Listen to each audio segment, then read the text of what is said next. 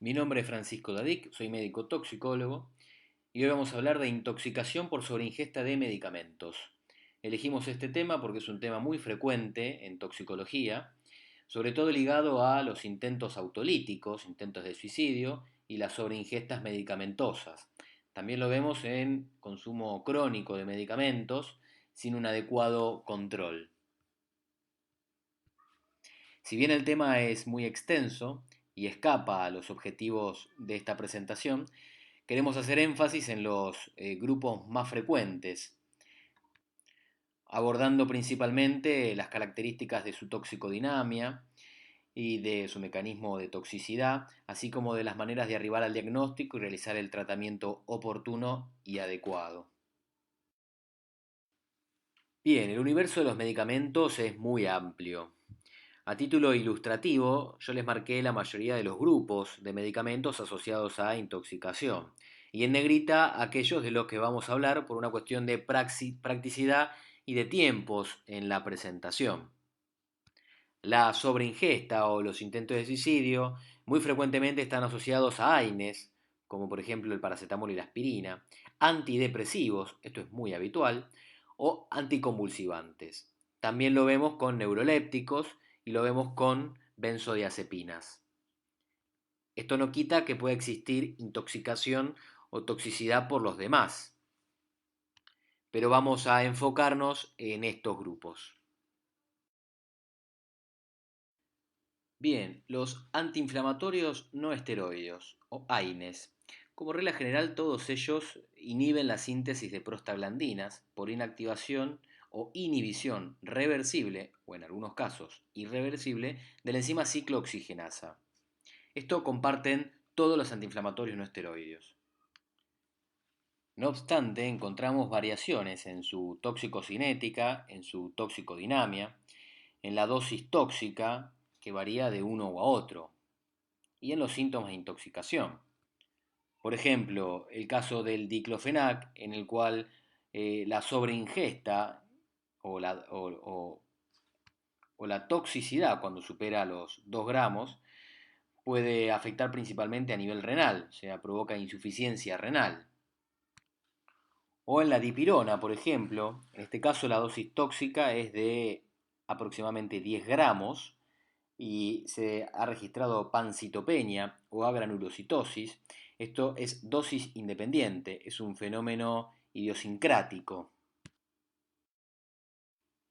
En el caso del ácido acetil salicílico, también conocido como aspirina, tiene ciertas características.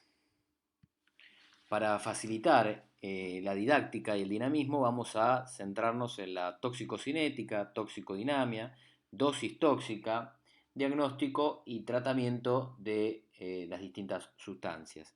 En este caso, cuando hablamos del ácido acetilsalicílico, decimos que en referencia a su toxicocinética, tiene una absorción relativamente rápida, absorbiéndose a los 30 minutos, principalmente a nivel del yeyuno, pero la misma puede verse retardada en comprimidos retard, formando a veces un bezoar o una pelota de pastillas. La vida media de eliminación, esto es algo que me gustaría marcar, es de 2 a 3 horas en una dosis simple, de 6 a 12 horas en una dosis elevada, pero puede llegar hasta 40 horas en una dosis tóxica. Bien, pero ¿cuál es la toxicodinamia? Bueno, es bien sabido que inhibe de manera irreversible a la COX-1 y 2, pero tiene otros mecanismos de acción, otros mecanismos de toxicidad. Genera ácidos inorgánicos que intervienen con el ciclo de Krebs. Esto aumenta la concentración de ácido láctico. Estimula directa e indirectamente el centro respiratorio y produce desacople de la fosforilación oxidativa. A su vez también inhibe el metabolismo de aminoácidos, estimula la glicólisis y gluconeogénesis y el catabolismo de proteínas y de grasas. Al referirnos a la dosis tóxica, hablamos de dosis por encima de 150 miligramos kilo. Y a manera didáctica y práctica, hablamos de una dosis tóxica leve de entre 150 y 300, moderada de 300 a 500 miligramos kilo, o más de 500 en caso de toxicidad grave. Es así que la sintomatología es muy variada, presentando a nivel oftalmológico visión borrosa, a nivel auditivo zumbidos, acúfenos y sordera. Esto es un síntoma típico y temprano de la intoxicación por ácido acetilsalicílico y es uno de los síntomas que muy frecuentemente vemos en la toxicidad crónica en los adultos mayores. Como todo AINE, a nivel gastrointestinal puede provocar náuseas, vómitos, gastritis, úlcera gástrica y espasmo pilórico, pero a diferencia de otros, puede provocar un edema agudo de pulmón no cardiogénico. Esto se da en el 35% de, de pacientes con una intoxicación severa, en mayores de 30 años. Quizás el síntoma más importante es la acidosis metabólica con GAP aumentado. Esto es el sello característico de la intoxicación por aspirina, por ácido acetilsalicílico. También a nivel del sistema nervioso central podemos encontrar cefalea, mareos, un cuadro confusional, edema cerebral, coma y convulsiones. La insuficiencia cardíaca congestiva también puede estar presente, así como la insuficiencia renal. Como es bien sabido, al provocar una inhibición irreversible de la adhesión plaquetaria, provoca hemorragias y alteraciones a nivel de la coagulación. En los ancianos la toxicidad crónica es bastante habitual. En este caso se presenta con mayor frecuencia con confusión, deshidratación, acidosis metabólica, edema cerebral y pulmonar. ¿Cómo hacemos el diagnóstico de esta sobreingesta? Primero y principal, tener el antecedente de consumo, lo cual nos ayuda muchísimo. Segundo, presencia de acidosis metabólica de etiología no clara. Y esto es un dato no menor, porque muchas veces encontramos pacientes que están taquipnéicos, con un cuadro confusional, en los cuales no se sabe bien qué tiene, si tiene un cuadro infeccioso, si hay alguna lesión a nivel neurológico, y se tarda en pensar en la intoxicación por aspirina, por ácido acetilsalicílico, lo cual en los adultos mayores es aún más frecuente. Buscando determinaciones específicas, el estado ácido-base es fundamental, calculando el anion gap y la salicilemia. Concentraciones por arriba de 30 miligramos decilitro están asociadas a toxicidad. También, claro, podemos ver un laboratorio general para encontrar otro tipo de afecciones que puedan estar asociadas a la intoxicación.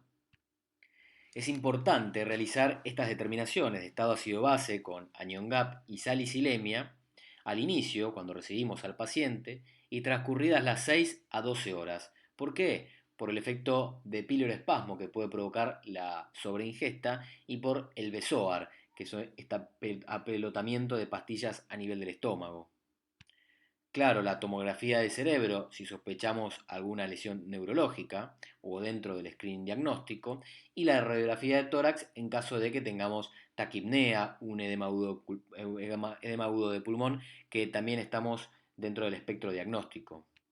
A grandes rasgos, a nivel del laboratorio, podemos encontrar una determinación leve de 45 a 65 miligramos por decilitro, moderada de 65 a 90 miligramos por decilitro o severa de 90 a 120 miligramos por decilitro de salicilemia.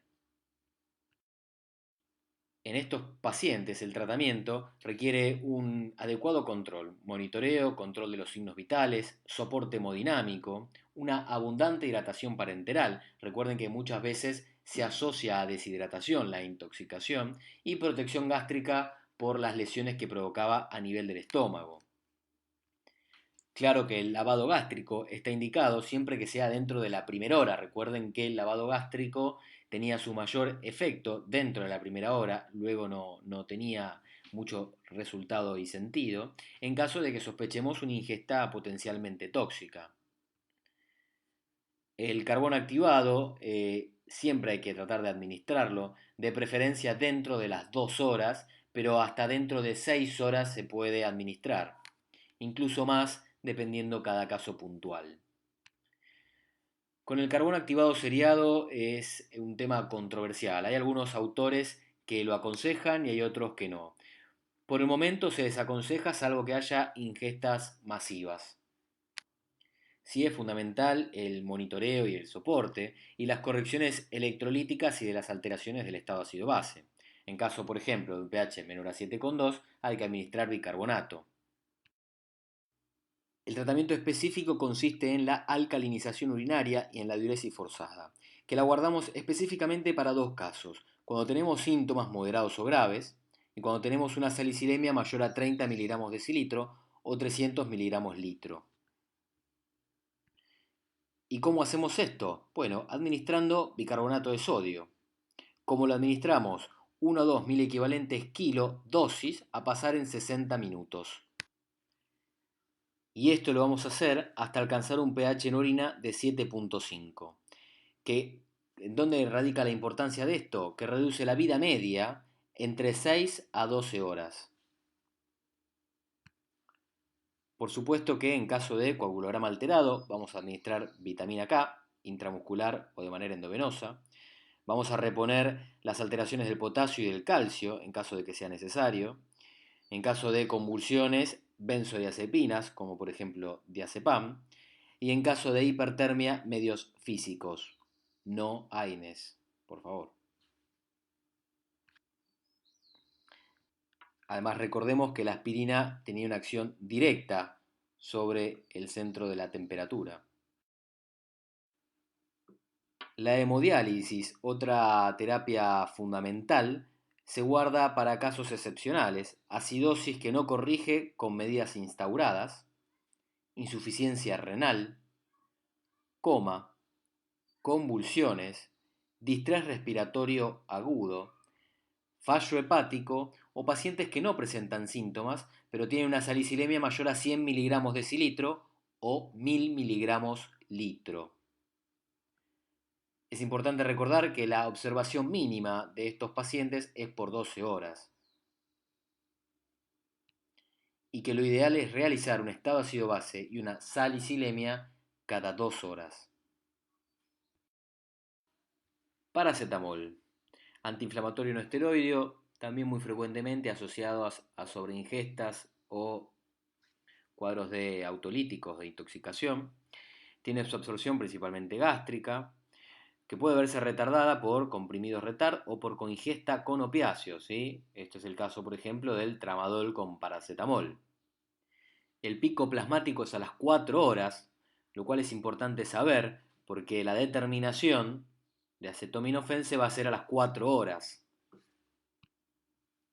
Y su metabolismo es principalmente hepático, que es donde va a generar la mayor toxicidad. Y adentrándonos en la toxicodinamia, encontramos el mecanismo de toxicidad quizás más importante, que es el siguiente. Luego del metabolismo hepático, en la citocromo P450, el 5% genera N-acetil para benzoquinoneimina, o también conocido como NAPQI, que se conjuga con glutatión, formando ácido mercapúrico, que es un metabolito no tóxico. Hasta aquí estamos bien, pero en dosis altas el glutatión se agota y se forman metabolitos tóxicos. Y esos metabolitos tóxicos son los que dan la hepatotoxicidad inicial y más intensa, que aparece principalmente a nivel centro-lobulillar, en la zona donde hay más cantidad de CYP2E1. A su vez, inhibe débil la COX-1 y 2, lo que comparte con el resto de los AINES, y en caso de niños puede provocar una necrosis tubular aguda. La dosis tóxica es en adultos igual o mayor a 7,5 gramos o 140 miligramos kilo de ingesta, que haya tomado 140 miligramos kilo de paracetamol. En niños consideramos igual o mayor a 140 miligramos kilo.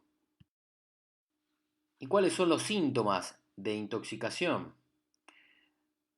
Lo característico es que sea oligoasintomático al comienzo, solamente con náuseas y vómitos, lo cual suele ser un problema a la hora de arribar al diagnóstico correcto, porque muchas veces se se desestima la intoxicación por el hecho de encontrar al paciente en buenas condiciones y no se calcula la dosis tóxica adecuadamente. Pero fíjense que luego de 24 a 72 horas después aparece una hepatitis tóxica, con necrosis centrolobulillar, insuficiencia hepática en el 80% de los casos, un porcentaje altísimo, e insuficiencia renal en el 25% de los casos en los que hay hepatotoxicidad. A manera didáctica se puede clasificar en cuatro fases. Fase 1, de media a 24 horas, donde hay anorexia, náuseas, vómitos, diaforesis, ligero aumento de las transaminasas. Fase 2, de 24 a 72 horas, con anorexia, náuseas, vómitos, llamas frecuentes, aumento de las transaminasas, leve elevación de la bilirrubina, pero ya empieza a estar afectado el tiempo de coagulación, empieza a verse prolongado, y hay un aumento leve de la urea y la creatinina. Una tercera fase con falla hepática por necrosis, con aumento de las transaminasas, falla renal, defectos de la coagulación, encefalopatía hepática y falla multiorgánica. Y una cuarta fase que sucede entre 4 y 14 días, en el que si el paciente sobrevive al cuadro anterior, el hígado evoluciona a una fibrosis.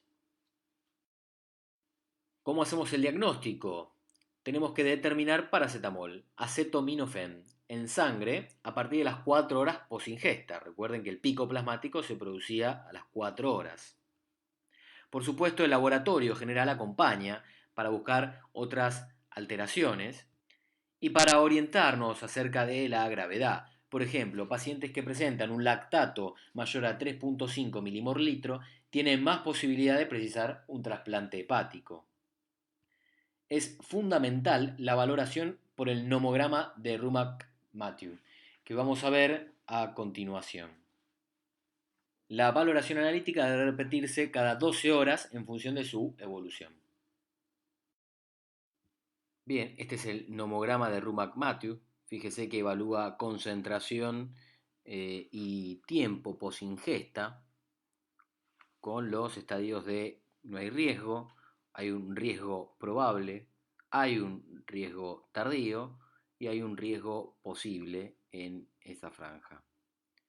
O sea, sabiendo el tiempo de la ingesta y sabiendo la concentración, podemos utilizar sin ningún problema el nomograma, que como vamos a ver después, nos ayuda a evaluar los requerimientos de N-acetilcisteína, que es el antídoto en el tratamiento.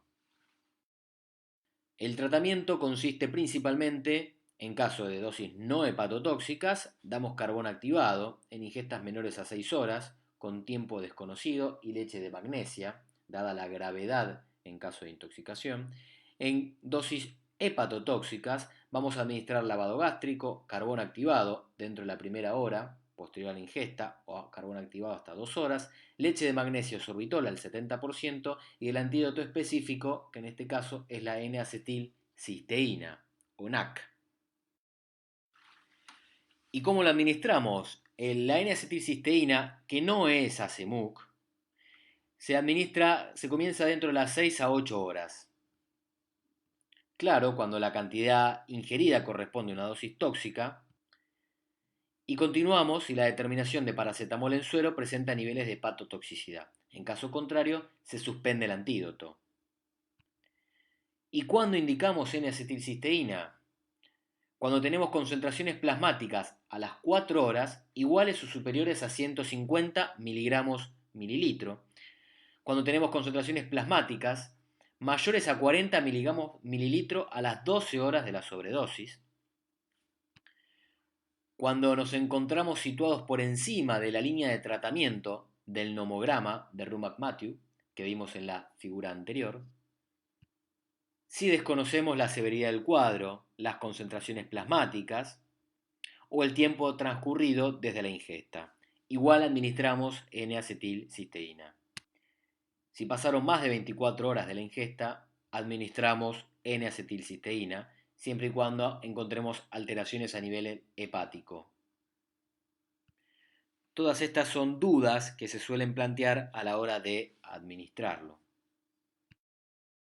¿Y cómo se utiliza? Dos maneras. Tenemos la vía oral y la vía endovenosa. De elección es la vía endovenosa en caso de que haya falla hepática fulminante, embarazo o intolerancia a la vía oral. ¿Y cómo lo administramos? Consiste en una dosis de ataque y en una dosis de mantenimiento. En el caso de la vía oral es una dosis de ataque de 140 miligramos kilo diluido al 5% en jugos. Y en el caso de la dosis de mantenimiento es de 70 miligramos kilo cada 4 horas hasta completar 17 dosis más, o sea, 3 días. Esto es muy frecuente y se utiliza mucho la vía oral. En caso que el paciente vomite, que es una pregunta bastante habitual, le di la medicación, le di el antídoto y vomitó. Bueno, administramos un antiemético y repetimos la dosis dentro de la primera hora.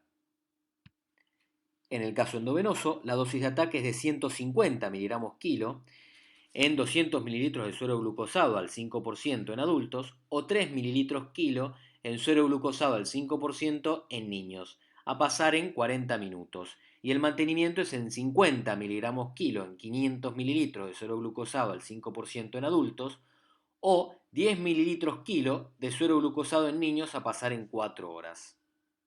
Debemos continuar con 50 miligramos kilo en 500 mililitros de suero glucosado al 5% en adultos o 10 mililitros kilo en suero glucosado al 5% en niños a pasar en 8 horas. ¿Qué puede provocar a nivel endovenoso? Rash, náuseas y vómitos. Siempre debemos de valorar el trasplante hepático cuando el paciente evolucione a la fibrosis. La acidosis metabólica, la insuficiencia renal o hepática son predictivos de muerte. Y las alteraciones del coagulograma son indicadores de insuficiencia hepática. Todo esto lo vemos en las distintas fases de la sintomatología, de la intoxicación. Antidepresivos. Otro de los grupos muy frecuentemente asociados a sobreingesta e intentos autolíticos, muchas veces porque las personas que realizan un intento de suicidio ya se encuentran consumiendo antidepresivos, con lo cual es lo que tienen a mano, lo que tienen disponible. Y los podemos dividir básicamente en tres grupos: tricíclicos o típicos, en los cuales está la amitriptilina, por ejemplo; heterocíclicos o atípicos, en el cual encontramos, por ejemplo, el escitalopram; y los inhibidores de la MAO. Bien, a nivel de la toxicocinética presentan múltiples variaciones como la mayoría de los medicamentos. En la toxicodinamia sí comparten ciertos mecanismos de toxicidad en relación a cada grupo. Por ejemplo, los tricíclicos inhiben la recaptación presináptica de aminas, serotonina y dopamina, bloquean los canales de sodio y potasio y provocan un antagonismo de acetilcolina sobre los receptores muscarínicos. Este es un efecto anticolinérgico. En toxicología, yo siempre le digo lo mismo a los alumnos, es fundamental conocer la toxicodinamia. ¿Por qué? Porque uno si conoce la toxicodinamia, recuerda la fisiopatología, ya sabe qué síntomas va a encontrar. Y los síntomas, en este caso más frecuentes, son afecciones a nivel cardiovascular, hipotensión, arritmias, convulsiones, coma e hipertermia. Y a nivel del sistema nervioso central, con un síndrome sedativo hipnótico.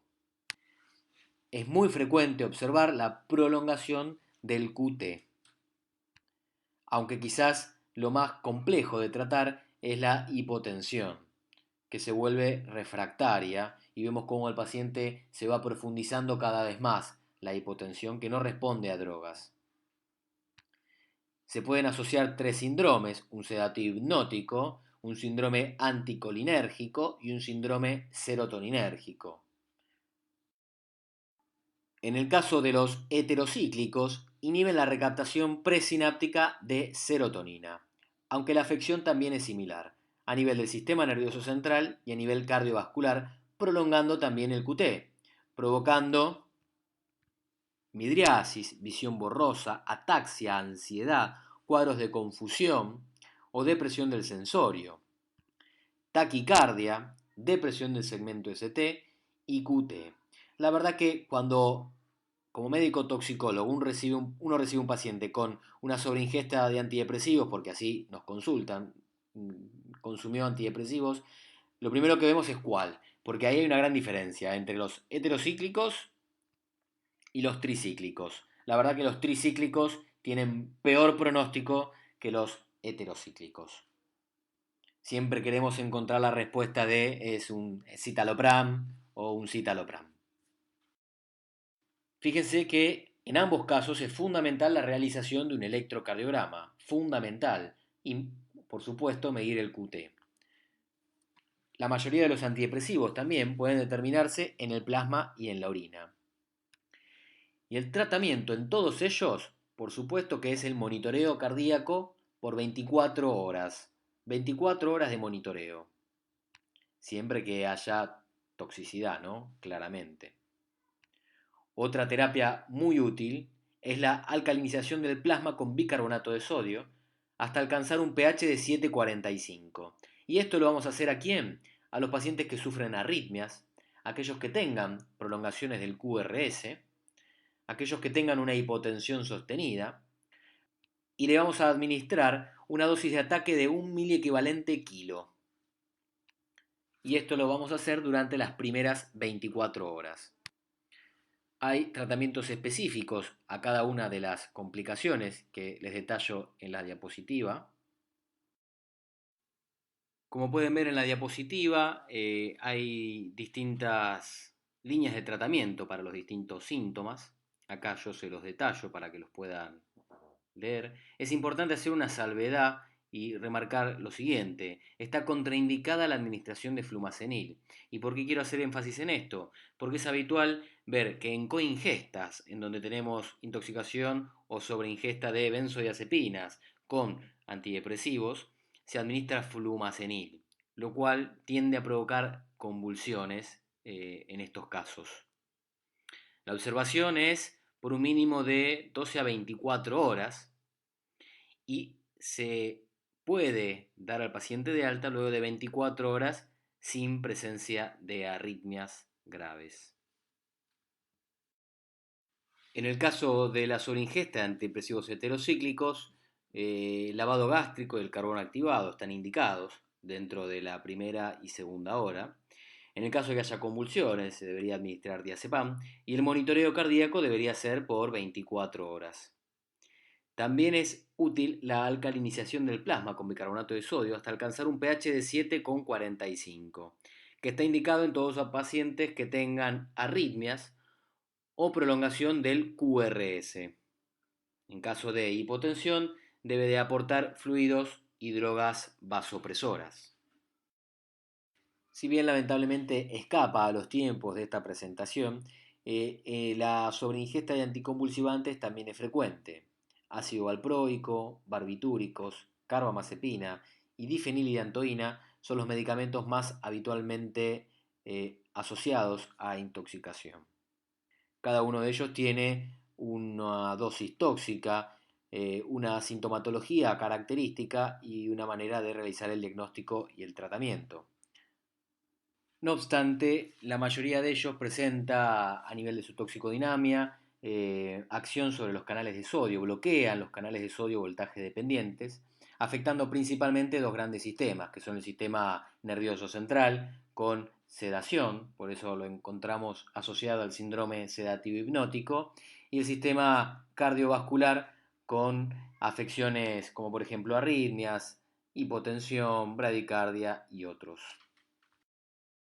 Por último, me gustaría contarles que disponemos de una aplicación médica que se llama Toxicología Hoy, que está disponible para todos los sistemas operativos, que se puede descargar de manera gratuita, solamente estando conectado a Internet, en el cual hay más de 400 sustancias tóxicas, con todos los grupos de medicamentos, hay un apartado de medicamentos, con todos los subgrupos que vimos al principio, con cada uno de los medicamentos al ingresar a los subgrupos, con sus características, su toxicocinética, su toxicodinamia, la dosis tóxica, la manera de arribar al diagnóstico y la manera de realizar el tratamiento adecuado. Así que espero que la descarguen y la puedan utilizar.